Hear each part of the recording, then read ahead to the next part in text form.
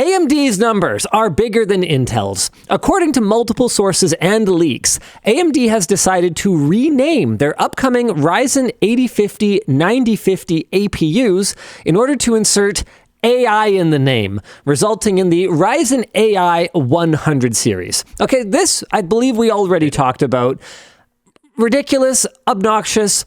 I don't think anybody looked at Intel's Core Ultra naming scheme and went, wow, that sure makes it easier to understand what your product line is.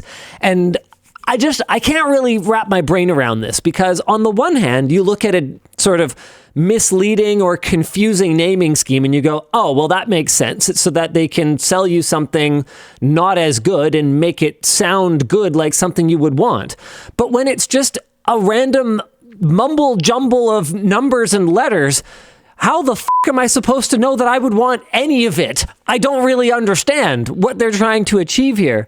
So naturally, AMD followed suit with this supposed Ryzen AI 100 series. No, wait, it gets better. More recent leaks indicate that AMD has again internally rebranded these chips, this time to Ryzen AI 300 series, so that they will not appear less numerically advanced than Intel's Core Ultra 200 series, which is following the Core Ultra 100 series.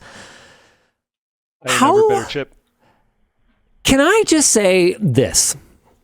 AMD, at some point, you got the market share, you've got the performance, you've got the mind share. Man, you guys have got the engineering know-how. At some point, you've got to respect yourself. At some point, you've got to stop just calling your product Intel's naming scheme plus. Right? It goes all the way back to the PR, or the performance rating system, from back in what? That would have been late 90s, early 2000s, somewhere in that time frame, when AMD had already abandoned the gigahertz race. They had recognized that chasing more and more gigahertz was not the solution to gaining better performance and better efficiency. And so it started out kind of valid enough, right? Where they were saying, look, our processor doesn't run at the same frequency, but we're going to have this PR rating system that's going to be pretty much what Intel would have run at that kind of frequency, but like better. So they put plus at the end. And then AMD got kind of loosey-goosey with the performance rating plus towards the end of the Athlon XP days in particular, where you could buy a 3200 plus, but well, here, let me put it this way. They released a 3200 plus Athlon 64 product, okay? So that was their next generation K8 compared to the K7. They released a 3200 plus that absolutely bulldozed the original Athlon XP 3200 plus. It wasn't even close, okay? So AMD knew. I don't even have to bring an Intel chip into the comparison. AMD clearly knew that if this is 3200 plus, this can't be. And they've pulled this kind of bullshit time and time and time again. Man, I'm trying to think of one of the ones recently where they changed the naming of their chipset so that when Intel released their new chipset, it would be the same number or something like that. Guys, let me know in the chat. Let me know which one it was. I'm trying to remember. Yeah, hit me with that. X370 versus Z370. Yeah, that might have been one of them. The point is, they've done this over and over and over again. It is so obnoxious. Just be your own company with your own product line, communicate your own value add, and stop trying to confuse consumers. We understand why you're doing it. You want to make your generation of product seem like it's a generation ahead of Intel. But this is such a stupid game. And if you play it, you're just going to win stupid prizes. Because now what's...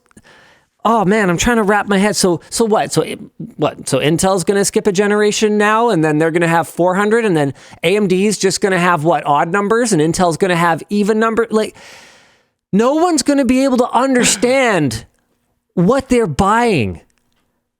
I hate it. Like, I end up changing naming schemes entirely because like Intel's not going to be happy with being leapfrogged all the time.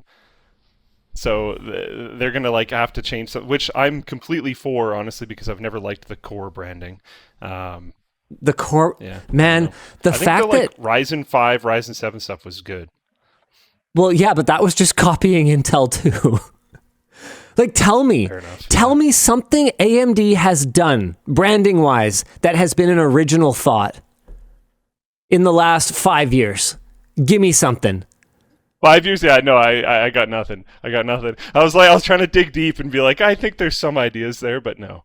Not You know 5 what? years. Okay. NH4x4 tracker says X3D. Yeah, I love that.